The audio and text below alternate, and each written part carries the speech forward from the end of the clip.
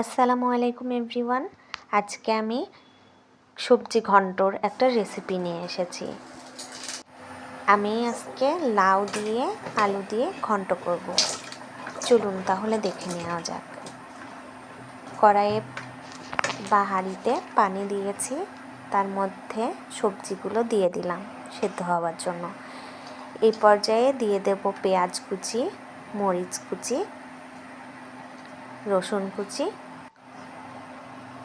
তার সাথে মশলাগুলো দিয়ে দেব হলুদের গুঁড়া আর স্বাদ মতো লবণ। তারপরে সিদ্ধ হওয়ার জন্য অপেক্ষা করব। সামান্য পরিমাণে মরিচের গুঁড়া দিয়ে দিতে হবে।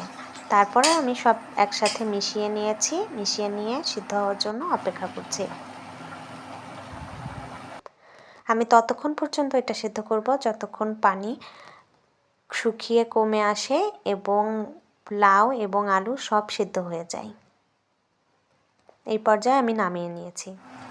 এবার অন্য একটা প্যানে আমি তেল দিয়ে দিচ্ছি, সয়াবিনের তেল।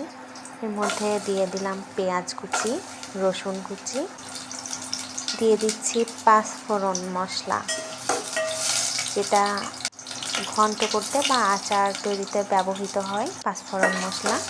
তারপর আমি ওগুলো সব ভালো করে ভেজে নিচ্ছি।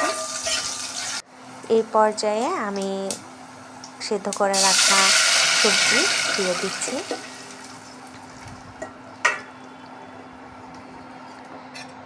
সব একসাথে ভালো করে মিশিয়ে একটু খুন্তি দিয়ে ভেঙে ভেঙে দিতে হবে, আর পানি শুকানো পর্যন্ত অপেক্ষা করতে হবে। তো আমার ঘন্ট রান্না রেডি। এই ঘন্টটা আপনার রুটি বা ভাতের সাথে পরিবেশন করতে পারেন। আমার রান্না ভালো লাগলে চ্যানেলটি সাবস্ক্রাইব করবেন। ধন্যবাদ।